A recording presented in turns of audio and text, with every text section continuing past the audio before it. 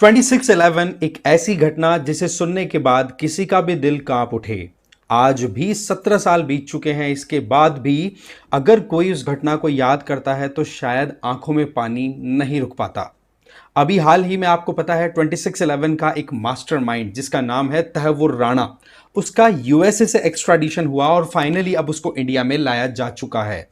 अब टाइम आ चुका है कि जो भी कड़ियां वहां पर उलझी हुई थी कि 2008 के अटैक में कौन कौन इन्वॉल्व था, कौन घर का भेदी था और कहां से ये सारी मैसेजिंग और फाइनेंसिस का अरेंजमेंट हुआ था, उससे रिलेटेड इंटेरोगेशन का बिल्कुल सही टाइम आ चुका है। और अब एक बहुत ही इंपॉर्टेंट पर्सनैलिटी सामने आ रही है, नाम है सदानंद दाते। ये वही सदानंद दाते हैं जिन्होंने एक जमाने में जब 2008 में अटैक हुआ था तब कसाब पर तो गोलियां बरसाई थी। अब तहव्वुर राणा का काल बन के आ रहे हैं, क्योंकि अब जिस तरीके से ये इंटरोगेट करने वाले हैं, इस चीज में आप समझ लीजिए कि इन्होंने खुद ने एनकाउंटर किया था कसाब के साथ, दो दो हाथ किए थे और अब उसी के जुड़े हुए एक बहुत बड़े आरोपी तहव्वुर राणा से सवाल जवाब, प्रॉपर इंटरोगेशन होने वाला है। तो ऐसे में बहुत सारी परतें अभी खुलेंगी, समय बताएगा कि कौन कहां पर कितना ज्यादा गिल्टी पाया जाता है। पूरी डिटेल में समझेंगे इनका पूरे करियर के बारे में, कैसे इन्होंने अपना काम किया और कैसे एक आईपीएस ऑफिसर देश को सर्व कर सकता है। ये हमारे लिए और जितने भी यूपीएससी सीएससी एस्पिरेंट्स हैं उनके लिए एक तगड़ी इंस्पिरेशन स्टोरी है। तो बने रहना इस वीडियो में, बट आगे बढ़े उससे पहले एक तो ये कि आप मुझे फॉलो कर सकते हैं इस क्यूआर कोड को स्कैन करके टेलीग्राम पर। मेरा नाम है रजनीकांत लाठा।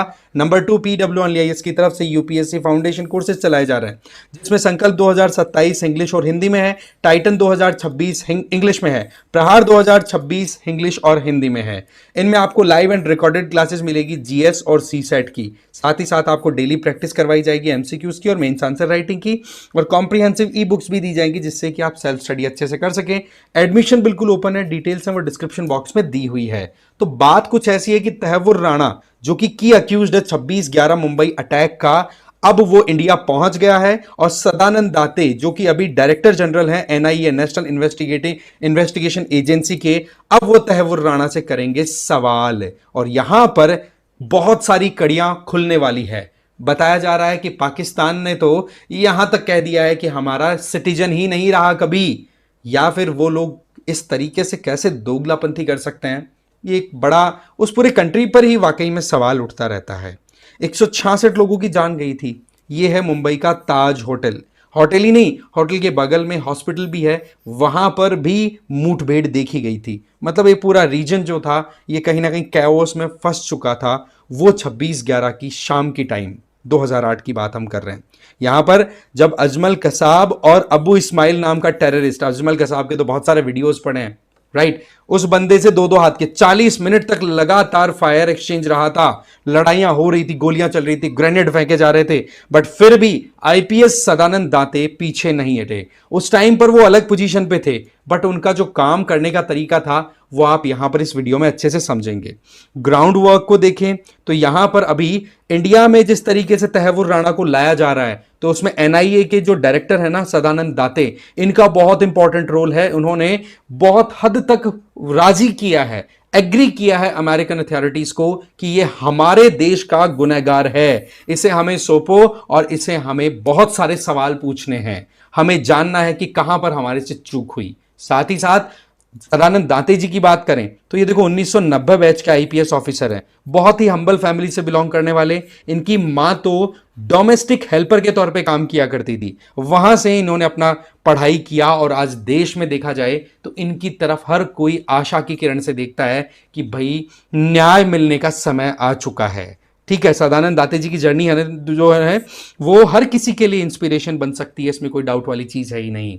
लंबे समय की अगर बात करें तो ये है भाई साहब आपके सामने कसाब। ठीक है, ये ऐसे लोग हैं पाकिस्तान से आए हुए जिनको एजुकेशन दी नहीं जाती है, बच्चे होते हैं 10-10, बाप के ऊपर होती है रिस्पॉन्सिबिलिटी, बाप कहता है कि एक को ले जाओ, पैसे दे दो और इसको तुम्हारे मन में आए जैसे यूज करो। ये इसके खुद के स्टेटमेंट है। बोला मुझे ले जाया गया, एक साहब आया था, बाप को पैसे दे दिए, बोले इसको जो करवाना है कराओ। इतना गजब का, मतलब वही चीज है, छोटे बच्चे को आप क्या सिखाओगे वो सीखता चला जाएगा। और वही चीज अभी पाकिस्तान में क्यों ये इतना टेररिज्म का वो एक हब बना हुआ है, क्यों इतनी ज्यादा हिम्मत आ जाती है कि खुद के ऊपर बॉम्ब लपेट करके आप भीड़ में जाकर के फूट जाते हो, राइट? वो कहीं ना कहीं अपब्रिंगिंग का पूरा खेल आ जाता है। तो यहां पर समझने की जरूरत है कि पाकिस्तान में क्या इकोसिस्टम ऑपरेट करता है। अब जो हम दाते साहब हैं उनकी बात करें तो उन्होंने मुंबई पुलिस में और central bureau of investigation CBI में बहुत अच्छे से ऑलरेडी काम किया है। इसके अलावा महाराष्ट्र में एंटी टेररिज्म स्क्वाड के अंदर भी इन्होंने काम किया, उसको लीड किया। और आप देखोगे ये पहले कमिश्नर ऑफ पुलिस बने थे मीरा भाईदर वसाई विरार रीजन के। ये बड़ी इंपॉर्टेंट बात है, पहले पुलिस कमिश्नर बने थे। 2023 में इनको फिर एनआईए के डायरेक्टर जनरल के तौर पर अपॉइंट कर दिया गया। जब कभी भी 26/11 की बात आती है तो आईपीएस दांते दांते सर की बात आए नहीं, ये हो ही नहीं सकता। ये एक तरीके का सिनोनिमस बन गए। क्यों? बात है 26 नवंबर 2008 की। समय था रात का 9:30 बजे का, जब मुंबई में एकदम से कैओटिक सिचुएशन क्रिएट हो गई। पता पड़ा कि टेररिस्ट अटैक हो गया।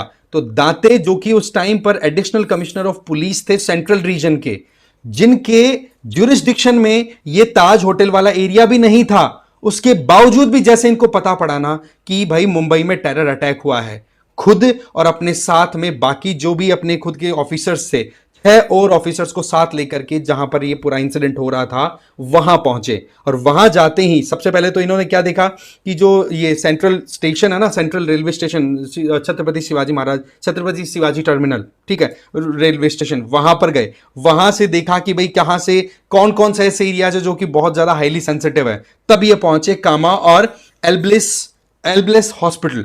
बोला वहां पर औरतें भी हैं, बच्चे भी हैं, तो ये वहां पर हॉस्टेज का डर है। क्योंकि सीधी बात है, जो टेररिस्ट होते हैं ना, या फिर जो लोग भी एक तरीके की कहते हैं ना कि बहुत ही ज्यादा कायरता वाले लोग होते हैं, वो जनरली कमजोर कड़ियों को ढूंढने की कोशिश करते हैं, 1-to-1 डील नहीं करते हैं, है ना। तो इन्होंने दिमाग लगा लिया था कि महिलाओं और बच्चों को वो हॉस्टेज बना सकते हैं। तो सबसे पहले वहां हॉस्पिटल गए।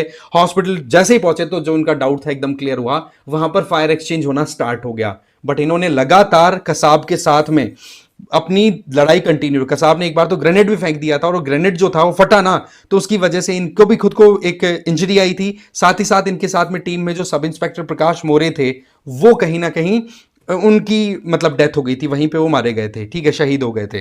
बट यहां पर इन्होंने, दाते साहब ने अपनी लड़ाई कंटिन्यू रखी, अपने कलीग्स को भी प्रोमोट मोटिवेट करते रहे कि भाई आप एक दूसरे की सहायता करते जाओ, जहां पर भी जरूरत पड़े वहां पर बैकअप खुद ने दिया, लीड किया और लड़ाई कंटिन्यू रखी। यह होता है कि जब सिचुएशन आती है तब आप परफॉर्म करके देते हो कि नहीं।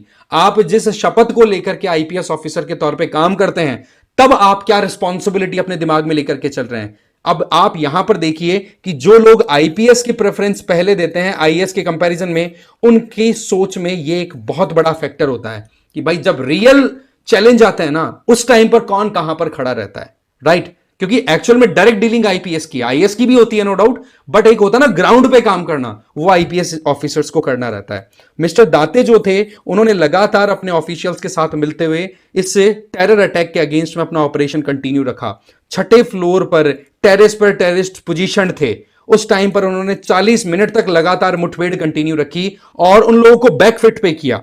बताया जाता है कि दाते साहब ने इस तरीके से लड़ाई की कि जो अब्दुल, ये कसाब और ये जो ग्रुप था ना, ये लोग नए अटैक करने की सोच ही नहीं रहे थे, ये बिल्कुल अंदर घुसते चले गए। इस तरीके से इन्होंने इनको टैकल किया। नहीं तो क्या होता, ये ब्रेवरी अगर ना होती तो पता नहीं 166 का फिगर और कितना बड़ा हो सकता था, और कितना वहां पर हमें कॉम्प्रोमाइज करना पड़ता अगर हॉस्टेजेस बना लिए जाते तो, राइट। तो यहां पर सदानंद दाते जो हैं, उनको फिर इस पूरे करेजियस काम के लिए प्रेसिडेंट साहब की तरफ से पुलिस मेडल ऑफ गैलेंट्री भी प्रोवाइड किया गया था। तो ये है सदानंद दाते, जिन्होंने अब्दुल, ये जो कसाब था, उस पर गोलियां चलाई और तहव्वुर राणा का काल बन के आए हैं। अब इंटेरोगेशन जब होगा, और वो भी वो इंडिविजुअल करेगा जिसने एक्चुअल में उस सिचुएशन को एनकाउंटर किया था, तो सवाल बड़े कड़क होने वाले हैं, बहुत से पन्ने खुलेंगे। समय बताएगा कि कौन कहां पर कल्प्रिट था। इस वीडियो में इतना ही। अपना ओपिनियन कमेंट बॉक्स में जरूर शेयर करें इस मामले में। Thank you very much.